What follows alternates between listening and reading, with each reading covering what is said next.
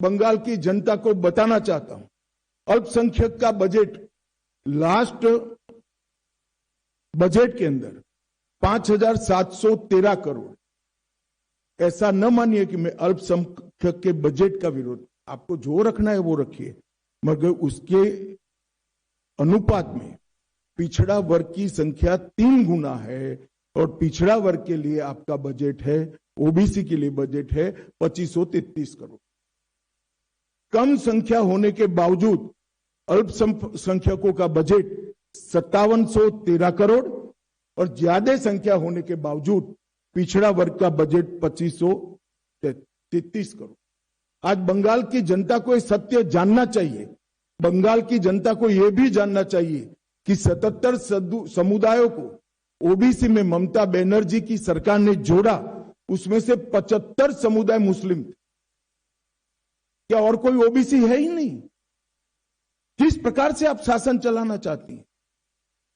धर्म के आधार पर ओबीसी तय होगा, ये लंबा नहीं चलेगा।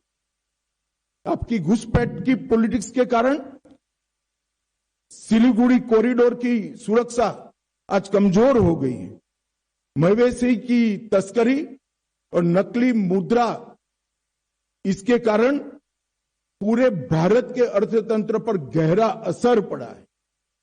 मित्रों, इस तुष्टीकरण की राजनीति से एक प्रकार से पूरा बंगाल गंभीर समस्याओं से घिर चुका है।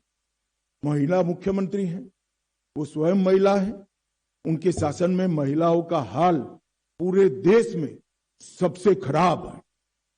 34,738 मामले महिलाओं के खिलाफ दर्ज किए गए। टीएमसी द्वारा, इनकी कैडर के द्वारा महिलाओं पर अपराध के केस में खुलेआम संरक्षण दिया गया। आरजी करके केस में जो आरोपियों के वकील होते हैं, इनको इनाम में राज्यसभा दिया जाता है और संदेश खाली में धड़ल्ले से आदिवासी महिलाओं का शोषण हुआ, वो भी तृणमूल कांग्रेस का पदाधिकारी था। कस्बा लॉ कॉलेज के बलात्कार में चुप्पी साध ली गई। पार्क स्ट्रीट बलात्कार को ममता बनर्जी ने घड़ी हुई घटना बताया।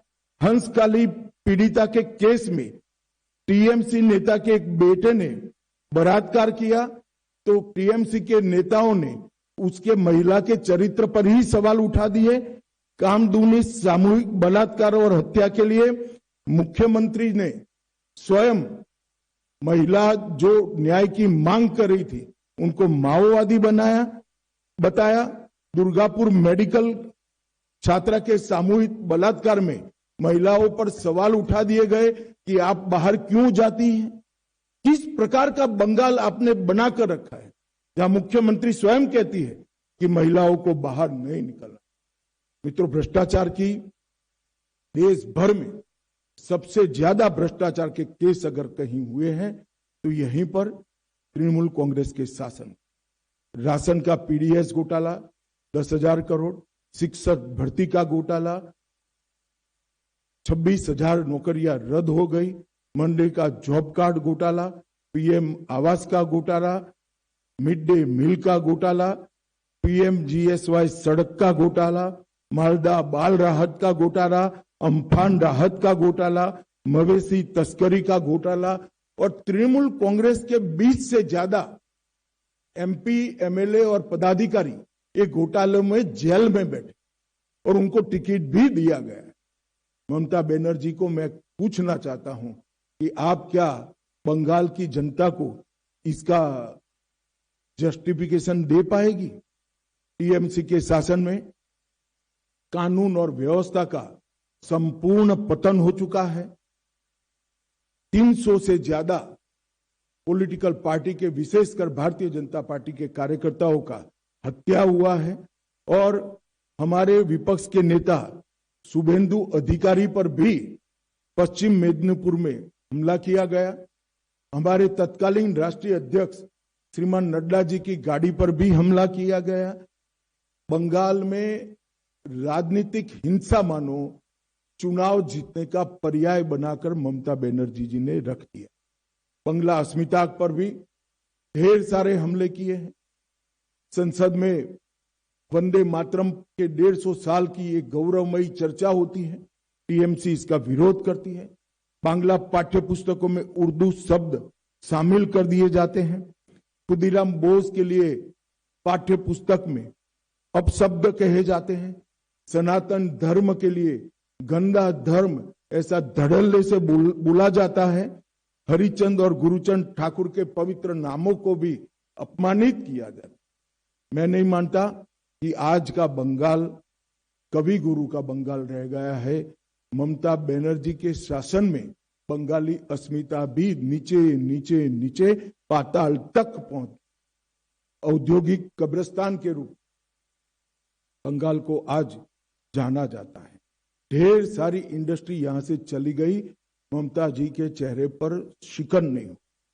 ममता जी को इंडस्ट्री जाने से ज्यादा घुसपैठियों के वोट मतदाता सूची में रह जाए, इसकी चिंता है। ममता जी ने इतनी चिंता अगर इंडस्ट्री की करी होती तो इतनी इंडस्ट्री बंगाल छोड़कर न जाती। और एफडीआई का प्रवाह 30% गिरकर सिर्फ 2662 करोड़।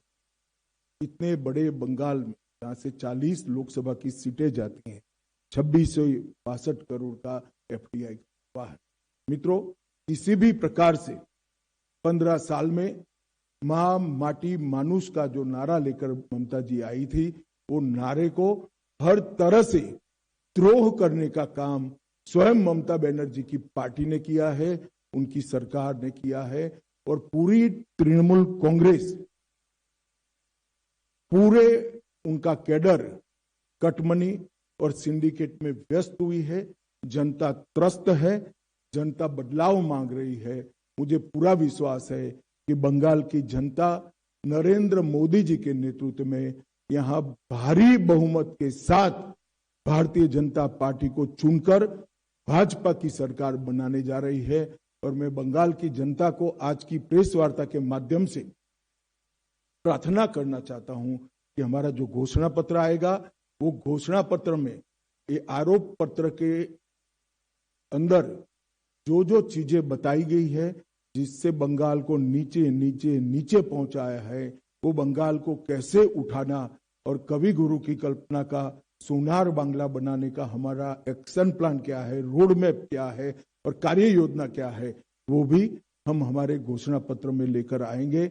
मैं फिर से एक बार बंगाल की जनता को अपील करना चाहता हूं, भय छोड़ दीजिए, अपने अधिकारों के लिए बाहर निकलिए, भारी मतदान करिए और तृणमूल कांग्रेस की सरकार को मूल समेत उखाड़ कर फेंक दीजिए। बहुत बहुत धन्यवाद।